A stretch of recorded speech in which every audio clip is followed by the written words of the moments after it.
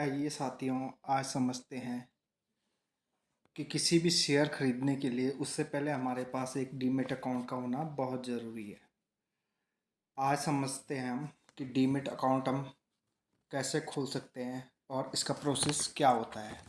Full process आज हम जानेंगे डीमेट अकाउंट के बारे में। सबसे मेन, किसी भी ब्रोकर के पास हमारा एक डीमेट अकाउंट होना बहुत ज़रूरी है।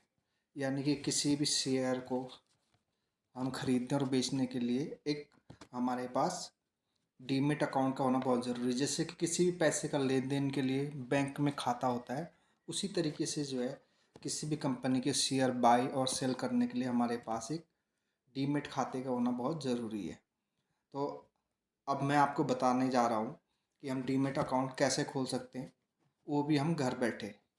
पहले क्या होता था, पुराना प्रोसेस होता था कि हम जो है किसी ब्रोकर के पास जाएंगे, वहाँ अपना आईडी प्रूफ दे के आएंगे, ये करेंगे वो करेंगे, उसके बाद जो खाता खुलता था। आज जो है हमारे पास क्या है, ये सुविधा घर बैठे बैठे हो चुकी है। आप अपना ऑनलाइन अपना डीमेट अकाउंट घर बैठे बैठे खोल सकते हैं।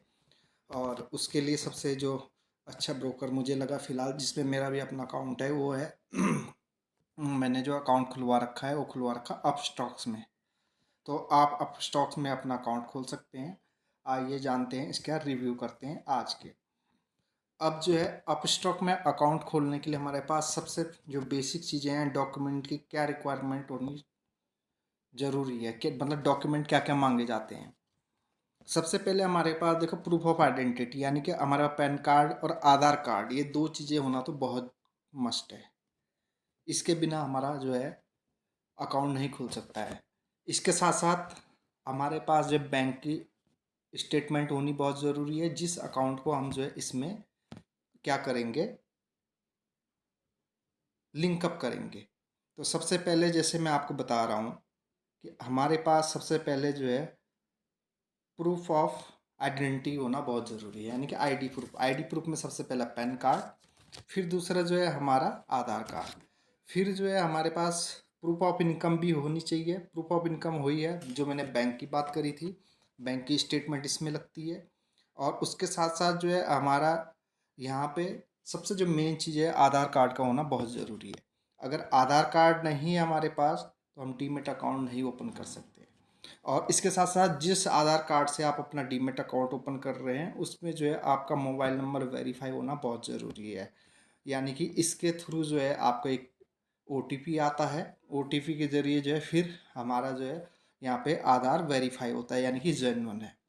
अब आइए चलते हैं आगे, आपका प्रोसेस बताते हैं कि कैसे जो है हम इसको एक अपस्टॉक में जो है अकाउंट क्रिएट कर सकते हैं। तो कुछ नहीं कर रहे हैं साथियों, जैसे ही जो है आप देख रहे होंगे स्क्रीन के ऊपर, यहाँ पे जो है गूगल प्ले स्टोर में हमने जाना है।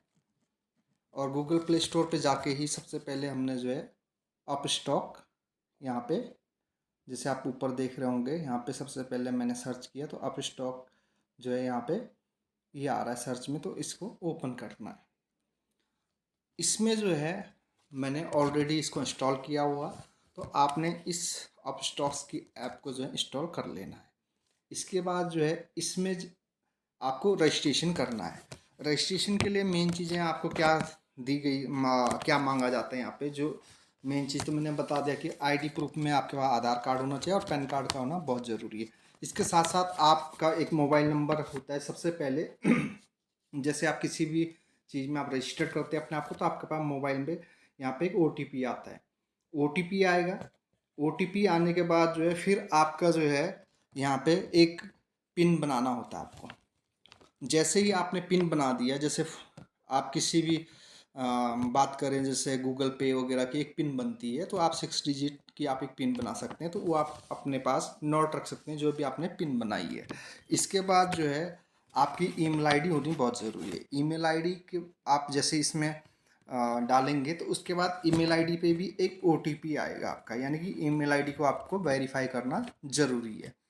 फिर जो है आपका यहाँ पे प्रोसेस क्या रहेगा कि आपका जो है जैसे आधार कार्ड हो गया आपका और पैन कार्ड हो गया। सबसे पहले आपका पैन कार्ड मांगा जाएगा, आधार कार्ड मांगा जाएगा, फिर पासबुक की डिटेल डालनी पड़ेगी। उसके बाद जो है आपका यहाँ पे क्या होगा कि आपका जो है एक सिग्नेचर लिया जाएगा।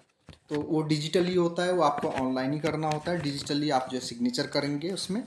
उसके बाद जो है आपका एक सेल्फी का ऑप्शन आएगा। स्टेप बाय स्टेप आप आगे बढ़ते रहेंगे। जो जो मैं आपको बता रहा हूँ वो आप ऐप के अंदर जब आप रजिस्टर करेंगे तो ऑटोमेटिक वो प्रोसेस चलता रहेगा। उसके बाद जो सेल्फी के बाद जो आपकी बैंक डिटेल मांगी जाएगी। बैंक डिटेल आपने सबमिट करनी है इनकम प्रूफ के तौर पे।